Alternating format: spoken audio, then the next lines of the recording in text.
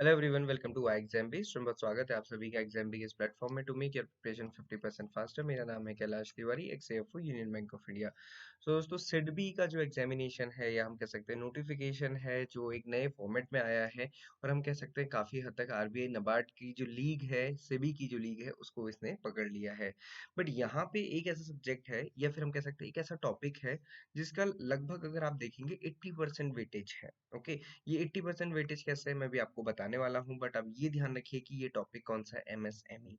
और अगर आप देखेंगे जो सिडबी है वो बैंक किसके लिए है, ये स्पेशल फाइनेंशियल इंस्टीट्यूशन है for small industry development bank, जो कि बेसिकली एमएसएमई में ही क्लासिफाई होती है। ओके, अब ये क्या क्लासिफिकेशन है, क्या है इसमें, क्या सारी चीजें हैं, आप सोचिए कि यही इंपॉर्टेंट है और इसी का वेटेज कितना है, 80%। ओके, तो कैसे इसका 80% वेटेज है ये मैं आपको बताऊंगा। उससे पहले मैं आपको बता दूं, एग्जाम भी लेकर आया है एक best course for SIDBI grade A as well as grade B, जिसमें आपको मिलती हैं recorded classes, study notes, doubt clearing session और ये सारी की चीजें होती हैं short to the point manner में, ताकि जो आपका टाइम है, आप ऑलरेडी जॉब कर रहे हैं तो आपको बचे हुए टाइम में सारी चीजें कवर हो जाएं। ओके, साथ ही साथ personalise evaluation of the descriptive mock test और बाकी सारी चीजें। ओके, तो अगर आपको इस कोर्स को एनरोल करना है तो आप एनरोल कर सकते हैं, बाकी किसी भी डाउट या क्वेश्चन के लिए आप हमें कनेक्ट कर सकते हैं। ओके, अब मैंने आपसे कहा कि एक ही ऐसा टॉपिक है जिसका 80% वेटेज है और वो कौन सा है, एमएसएमई।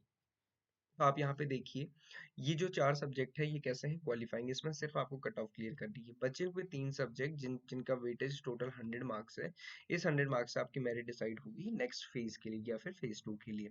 इसमें अगर आप देखें तो 20 मार्क्स का जीए है, उसके अलावा 30 मार्क्स का एमएसएमई है, उसके अलावा स्ट्रीम स्पेसिफिक सब्जेक्ट है। और ग्रेड ए में क्योंकि असिस्टेंट मैनेजर है, वहाँ पे सिंगल स्ट्रीम है, तो वहाँ पे जनरल स्ट्रीम का एग्जामिनेशन होगा और वो एग्जामिनेशन कौन सा होगा, ये वाला। इसमें क्या पूछा जाएगा, एमएसएमई की फाइनेंसिंग, ड्यू डिलिजेंस से लेके, मैंने आपको कल भी बताया था कि मतलब लोन स्टार्ट होने से लोन खत्म होने तक, खत्म होना मतलब जब रिपेमेंट शुरू हो गया, रिपेमेंट हुआ तो ठीक, नहीं हुआ तो एनपीए, एनपीए तो क्या है ना, ये सारी चीजें। Working capital, documentary credit, NPA and it's recovery including IRAC norms, NBFC financing, credit risk assessment, ये सारी चीजें। तो अगेन यहाँ पे क्या है, एमएसएमई। जितनी भी चीजें इर्द गिर्द घूम रही है किसके, एमएसएमई में। सिमिलरली यहाँ पे तो हमने देख ही लिया कि सिक्स में तो policy, regulatory and legal framework किसका है, एमएसएमई का। तो मतलब 80 मार्क्स के लिए आपको क्या पढ़ना है, सिर्फ और सिर्फ एमएसएमई। और ये 80 मार्क्स आपके मेरिट डिसाइड करेंगे, जिसके बेसिस पे ये फिक्स होगा कि आपका सिलेक्शन फेज 2 के लिए होगा कि नहीं होगा। सो दोस्तों, ये काफी इंपॉर्टेंट है। ओके, आगे बढ़ते हैं। ये आप समझ ही गए होंगे, बट क्वेश्चन आता है सर इसमें पढ़ें क्या।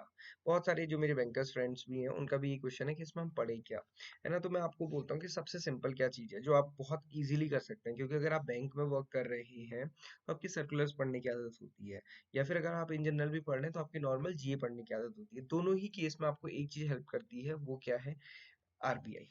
आरबीआई में क्या है, आरबीआई के जो मास्टर सर्कुलर्स हैं उसमें अगर आप देखेंगे जितने भी टॉपिक्स मेंशन किए हुए हैं सिलेबस में, यहाँ पे आप देखेंगे ये जितने भी टॉपिक्स यहाँ पे मेंशन किए हुए हैं सिलेबस में, ये ओवरऑल सिलेबस है। फेज 1 के लिए भी यही है, फेज 2 के लिए भी यही है, बस थोड़ा सा वेटेज डिफर कर रहा है।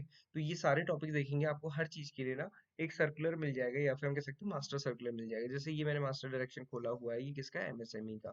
तो लैंडिंग टू एमएसएमई, कैसे लैंड करना है एमएसएमई को, तो डेफिनेशन से लेके सारी चीजें और 2015 से लेके अभी तक क्या क्या चेंजेस आए सब यहाँ पे दिखते हैं। कितने बार इस डॉक्यूमेंट को अपडेट किया वो भी पता चलता है कलर के साथ। ओके, सो इम्पोर्टेंट क्या है ये समझना कि सबसे पहले एमएसएमई है क्या। तो अगर आप देखेंगे जो एमएसएमई डी एक्ट है उसके अकॉर्डिंग 2006 का ये एक्ट है, जो कि गजट नोटिफिकेशन 2020 में अगेन रिक्लासिफाई हम कह सकते हैं एमएसएमई को किया गया, किस बेसिस पे, इस बेसिस पे। तो माइक्रो एंटरप्राइज क्या है, investment in plant and machinery और equipment does not exceed 1 crore, या फिर सर्विसेज के लिए turnover does not exceed 5 crore. Okay, similarly small enterprise की अगर हम बात करेंगे तो investment in plant and machinery कितना है, 10 करोड़, और टर्नओवर कितना एक्सीड नहीं होना चाहिए, 50 करोड़।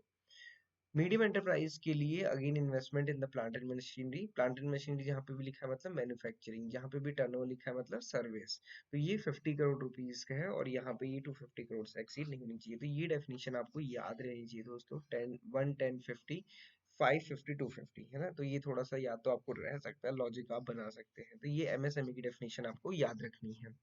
अब आगे बढ़ते हैं।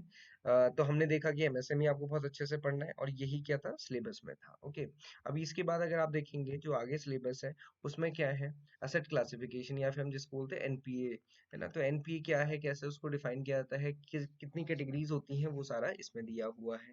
देन सिमिलरली एनबीएफसीज के लिए, और उससे सबसे इजी चीज क्या है, जैसे यहाँ पे दिया है कि फाइनेंसिंग टू एमएसएमई। अब क्या होता है ना, हमें ही नहीं पता होता कि कैसे फाइनेंस किया जाता है, क्या क्या स्टेप है, वो सब कुछ यहाँ पे दिए हैं। Lending to NBFCs, lending to MFIs, या फिर यहाँ पे स्कीम्स भी मेंशन की हैं, बैंक्स के लिए क्या रूल्स हैं, सब कुछ यहाँ पे मेंशन किया, तो आप इसको भी देख सकते हैं। तो मैंने आपको आज सिंपल सी चीजें बताई दोस्तों, जो 80% आपका वेटेज कैरी करता है एमएसएमई, उसको कितना इजीली आप पढ़ सकते हैं। ओके, तो पढ़ना शुरू कीजिए। बाकी आपको हमने स्टडी प्लान दिया है, अगर आप इसको फॉलो करेंगे डेफिनेटली ये सारी जितनी भी चीजें मैं आपको बता रहा हूँ आप ये कर भी पाएंगे। ओके, तो आपको लगे रहना है, बहुत अच्छे से अपनी प्रिपरेशन करनी है सिडबी के लिए। और सिडबी ग्रेड 2024 आपका ही होना चाहिए, क्योंकि इसमें एलिजिबिलिटी भी बहुत नैरो है, बहुत नैरो।